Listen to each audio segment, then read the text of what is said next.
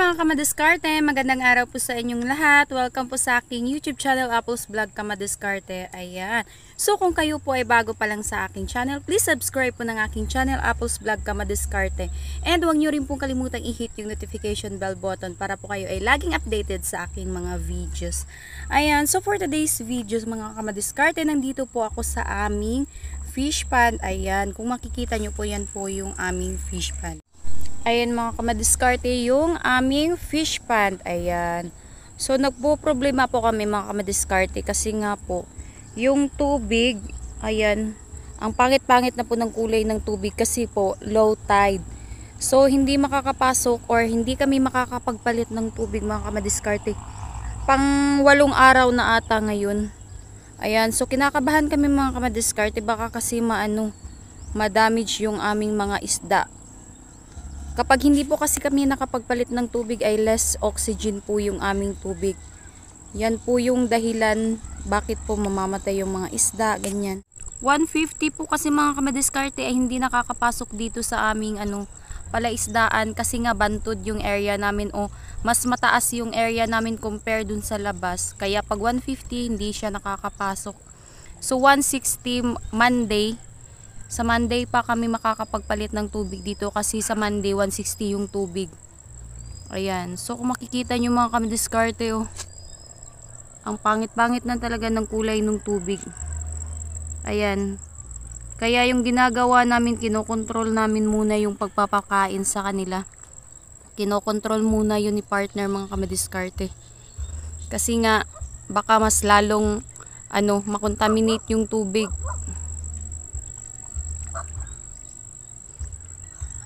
Ayun mga kamadiskarte, so isa yan sa mga problema namin kapag nag-low tide kasi nga hindi kami nakapagpapalit ng tubig. So may tendency na masisira or mamamatay yung aming isda.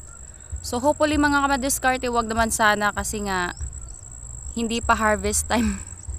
Baka pag nangyari yung mga kamadiskarte ay makakapag-harvest kami nang wala sa oras. So wag naman sana. Ano naman bukas Sunday, so Sunday bukas 150 pa lang yung tubig, so hindi pa rin siya makakapasok.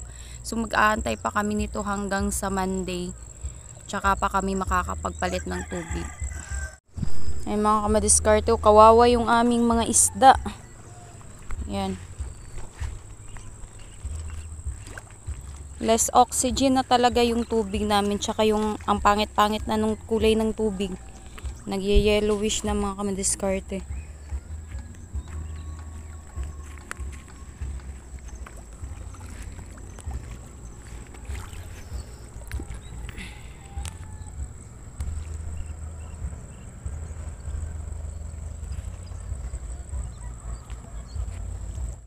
Ayan.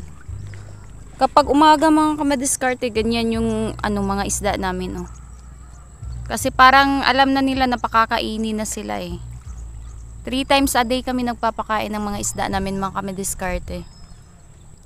Ayan, so 7:30, 11 or 11:30, tsaka 3:30 sa hapon. Ayan. So kontrolado muna ngayon yung pagkain nila mga kamadiskarte kasi nga pag dinamihan namin yung pagkain baka mas lalong makontaminate yung tubig nila.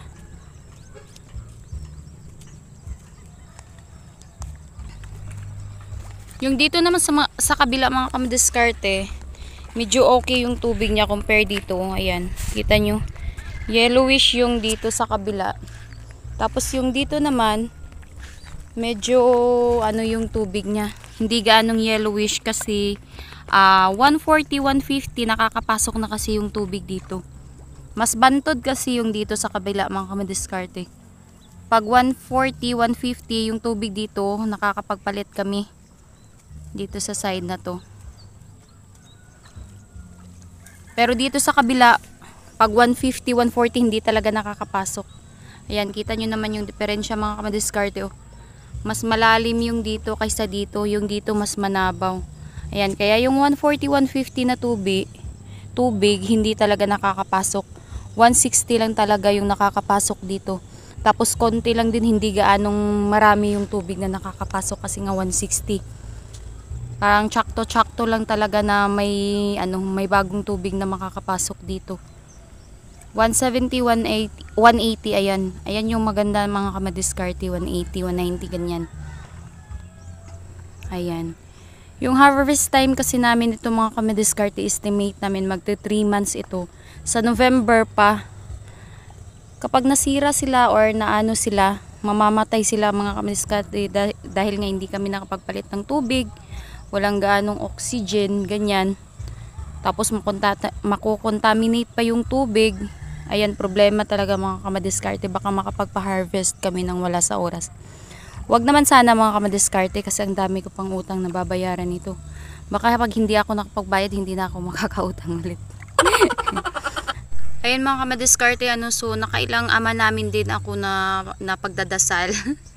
Kasi nga, syempre, nagdasal kami ng nagdasal ni partner mga kamadiskarte na wag naman sanang masira yung aming isda. Kasi nga, wala kaming trabaho. Wala kaming trabahong dalawa. So dito lang talaga nakasalalay yung aming kinakain namin sa pang-araw-araw. Ayan. So nagpasalamat na din kami mga kamadiskarte kasi nung Thursday ata yun mga kamadiskarte ay umulan.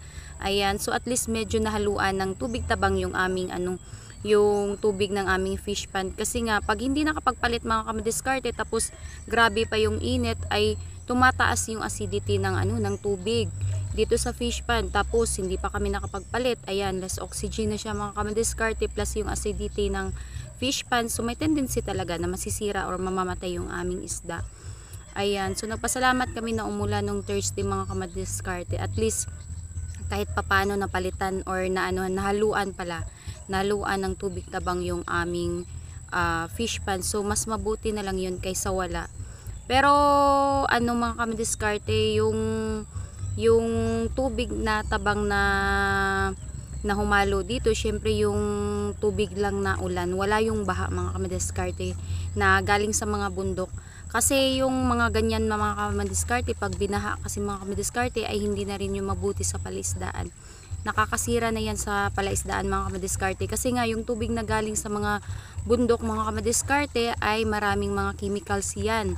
Yung mga abono ba ng mga pananim nila doon. So pag binaha mga kamadiskarte, malamang makakasira din talaga yun sa sa palaisdaan. So nagpasalamat na din kami mga kamadiskarte kasi nga medyo slight lang yung ulan. Medyo hindi siya hindi gaanong malakas na makakapagresulta ng pagbaha. So medyo lang yung yung ulan, hindi nakapag-cause kumbaga ng baha dito sa aming lugar. Ayan, so control muna talaga yung pagpapakain kasi nga less oxygen na yung ating tubig. Baka pag dinamihan yung pagpapakain sa kanila ay mas lalong magle-less oxygen na talaga, tapos makokontaminate pa yung tubig. Tapos eto na naman yung sikat ng araw, ang tindi na ng sikat ng araw mga kamadiskarte. Alas 7 pa lang ng umaga, ang tindi na ng sikat ng araw. Yung acidity ng tubig ay madadagdagan na naman mga kamadiskarte. So hindi talaga nakakabuti sa mga isda yung sobrang arat ng ng tubig.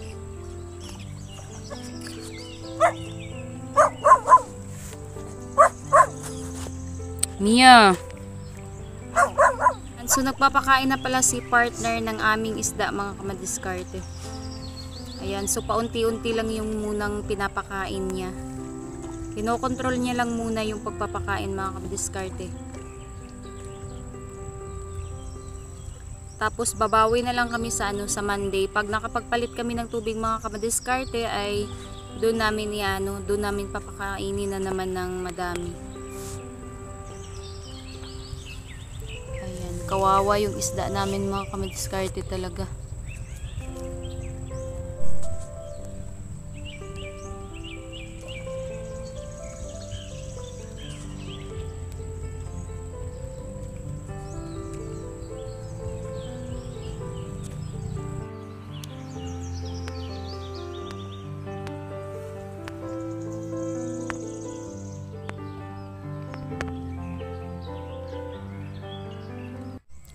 Ayan mga kamadiskarte, so bukas po ay Sunday na, and sa Monday, sa wakas ay makapagpalit na din kami ng tubig mga kamadiskarte.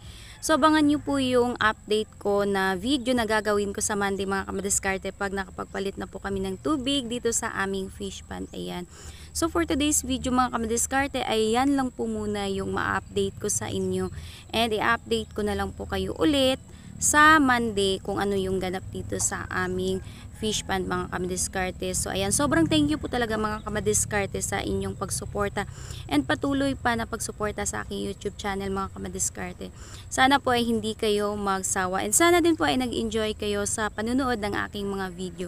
Ayan, so hanggang dito na lang po ang aking video mga kamadiskarte. Maraming salamat po talaga sa inyong lahat. Ayan, God bless po and paalam!